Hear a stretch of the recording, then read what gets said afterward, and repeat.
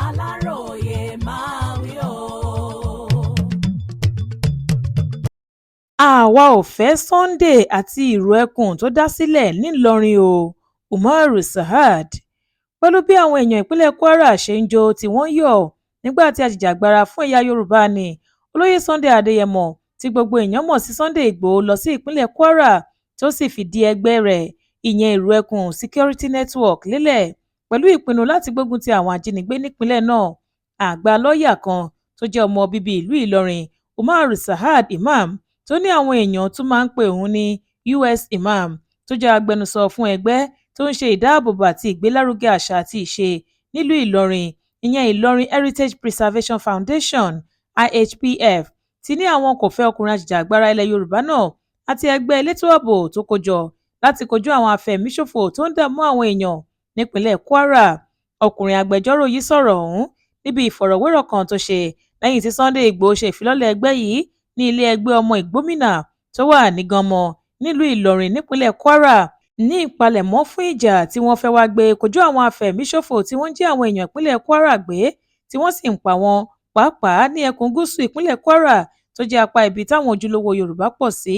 Bó tilẹ̀ jẹ́ pé Sunday sọ nínú ọ̀rọ̀ rẹ̀ lọ́jọ́ náà pé àwọn ti kọ́kọ́ ń gbọ́ òrùnrùn pé gómìnà Abdulrahman Abdulrazak ti ìpínlẹ̀ Kwara kò faramọ́ wíwá táwọn fẹ́ wá sípínlẹ̀ náà.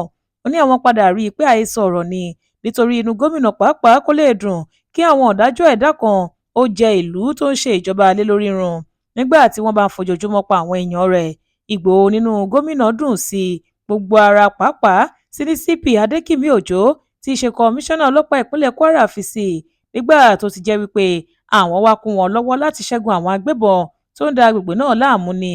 Àmọ́ nígbà tí ọkùnrin lọ́ọ̀yà tó ṣojú fún ẹgbẹ́ ìlú Ìlọrin yìí máa sọ̀rọ̀ ó ní bó tilẹ̀ jẹ́ wípé ọba ìlú Ìlọrin kò tí ì jáde sọ̀rọ̀ àwọn gẹ́gẹ́ bí ẹgbẹ́ tó rí sí ìdáàbòbò àṣà ìlú Ìlọrin kò ní fààyè gba Ìgbòho àti ẹgbẹ́ rẹ̀ nípínlẹ̀ náà.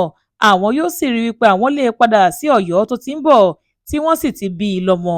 Ó ní èèyàn kan tóun lè ṣàpèjúwe bí adárúgúdù sílẹ̀ tàbí ẹni tó ń fa ìyapa ní Ìgbòho jẹ́ nítorí láti ọdún táwọn èèyàn ti mọ̀ ọ̀nà bí wọ́n ṣe máa dá orílẹ̀-èdè Yorùbá tí wọ́n ń pè ní Yorùbá Nation sílẹ̀ ló ń lé kiri.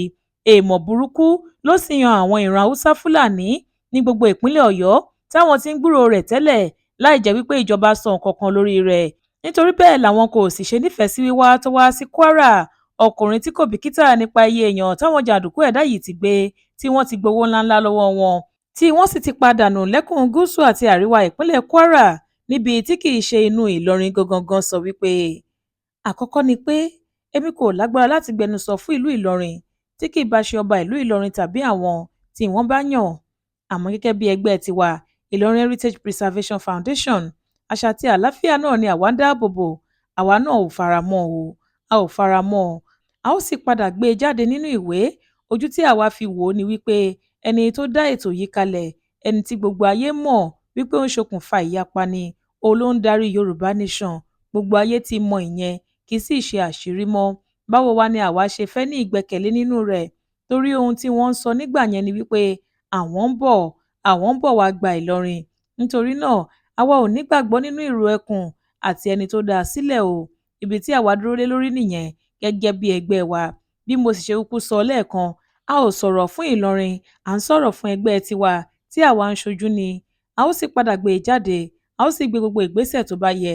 Ìró ẹkùn àti ẹni tó dá a sílẹ̀ a ò fẹ́ wọn nílọrin o a ò fẹ́ wọn ní Kwara.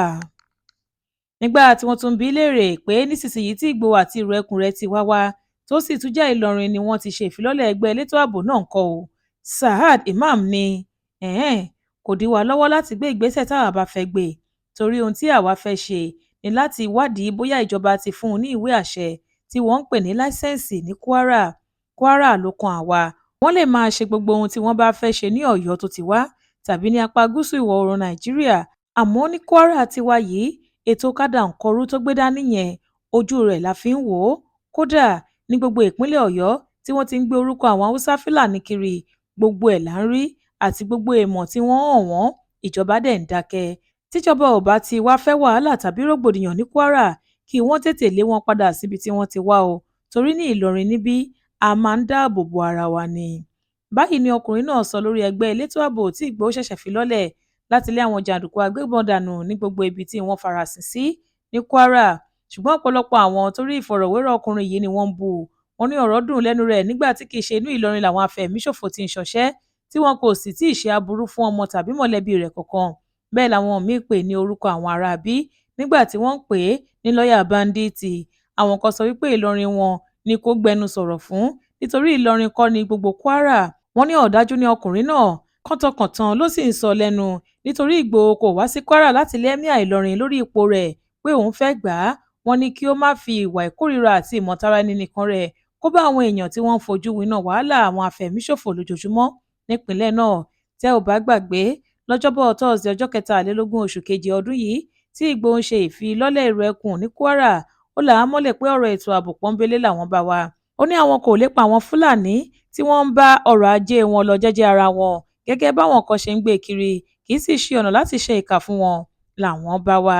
Ìgbòho ní àwọn kò wá láti ba iṣẹ́ àwọn ọlọ́pàá jẹ́, àwọn fìjìláńtẹ́ àtàwọn ẹ̀ṣọ́ aláàbò míì tàbí sọ wọ́n di yẹpẹrẹ, bí kò ṣe láti kún wọn lọ́wọ́ láti lè gba ìpínlẹ̀ Kwara kúrò lọ́wọ́ àwọn àjòjì tó fẹ́ sọ ọ́ di ahoro pátápátá.